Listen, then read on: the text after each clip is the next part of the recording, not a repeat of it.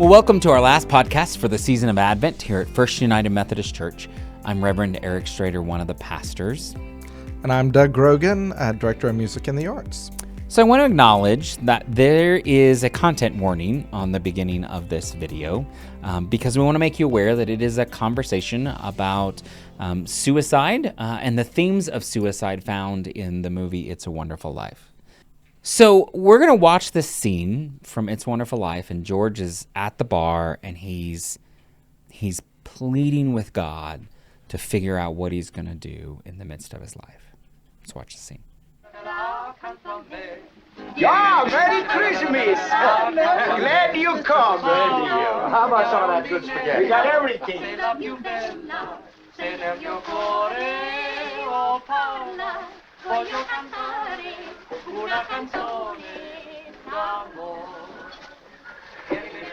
God.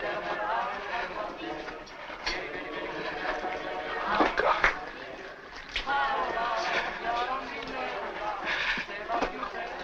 Dear Father in heaven, I'm not a praying man, but if you're up there and you can hear me, show me the way. I'm at the end of my rope, right? Show me the way, oh God.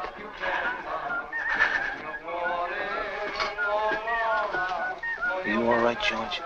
Want somebody to take you home, huh? Why you drink so much, my friend? Please go home, Mr. Bailey. This is Christmas Eve. Bailey? Which Bailey? This Mr. George Bailey. The next time you talk to my wife like that, you'll get worse. She cried for an hour. It isn't enough she's slaves teaching you stupid kids how to read and write. You have to bawl around, eh? Get out of here, Mr. Welsh! Now, wait a minute. I want to pay for my drink. Never mind the money, you get out of here, quick! All You right. hit my best friend, get out!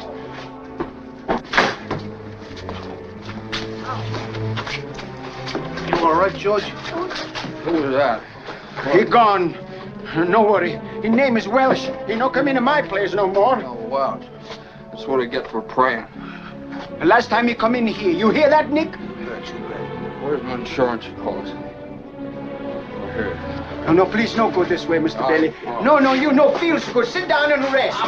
Please, no go away, please. So George goes to the bridge. He's about to jump off the bridge, and instead, Clarence, the angel, jumps into the water before him. And Clarence does this because Clarence knows that at the heart of who George is, he is always going to try and help the other. He's always going to try to save the other, be in relationship with the other. He's always going to put that other person before himself. And sure enough, George jumps in and saves Clarence from drowning.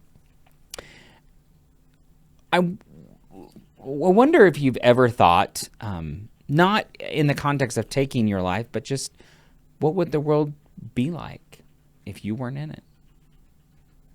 That's a really, it's a profound question because you start taking for granted sometimes, I think, the difference you do make or the value of the relationships you have with other people. And, I can sit here and go, well, this is what these people mean to me, but frequently we don't ask ourselves, well, what do I mean to them? Right.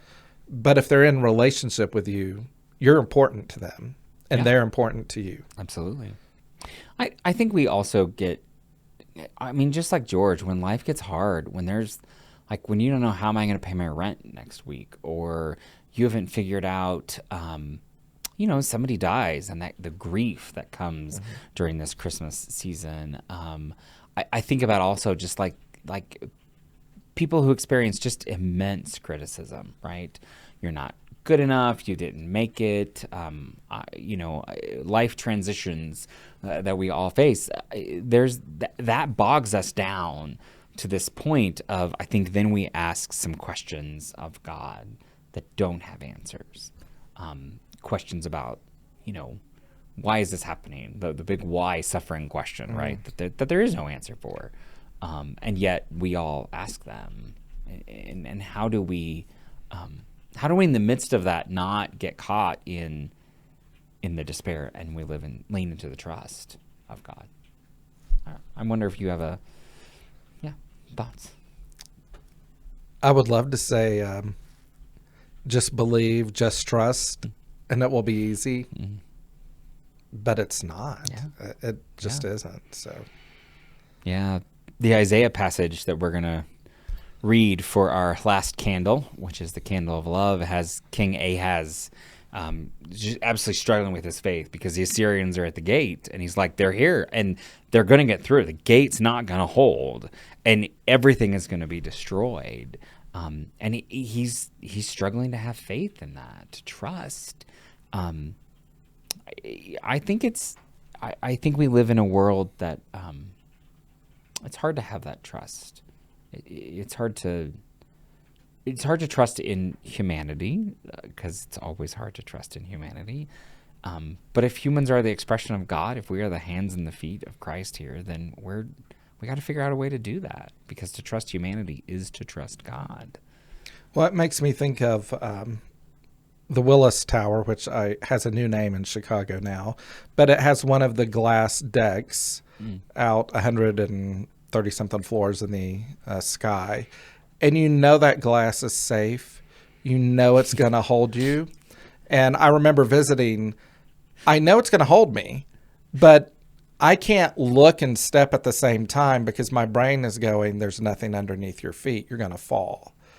So when I didn't look down and I looked out, when I looked to the horizon, I could step out, realize I'm on the glass, and then look down, and I was okay. But to watch where my feet were stepping, my brain told me, don't do it, don't do it, don't do it. That's really interesting. I mean, I can feel those emotions in me right now. Like it was very terrifying. But there's something to be said about in crisis that when you get so focused on what's happening to you, you're focused on where your feet are going to go. And people say this in crisis to us all the time, especially in grief, right? Just the next day, just one foot in front of the other. And certainly that's good advice, but you're inviting a different lens, a lens for us to look at it, is to look out and forward, which is in the story from Isaiah when King Ahaz couldn't look out. It was his son Hezekiah who could. Hezekiah looked out and said, no, God's right there. Yeah, the Assyrians are going to take us. Yeah, the city's going to be destroyed, but God's got us. Hezekiah trusted in that. Well, and when we're looking down, we don't see who is around. We don't see those opportunities of people reaching out or encouraging you. We're only focused on our little crisis right immediately at our feet. It's also such a good framework for the movie, right? Like George is focused on himself. It's all he cares about. All of a sudden, somebody else is in need, and he's looking at the horizon, and he makes a different choice. Maybe the invitation is to look up, get our heads up. I don't know. We hope you'll join us this Sunday, last Sunday in Advent, as we explore these themes with George Bailey one more time. May you be surrounded by people who remind you of your worth, who stand with you in the struggles of life. And may you not forget that in the midst of the darkness, it is still a wonderful life. We'll see you Sunday.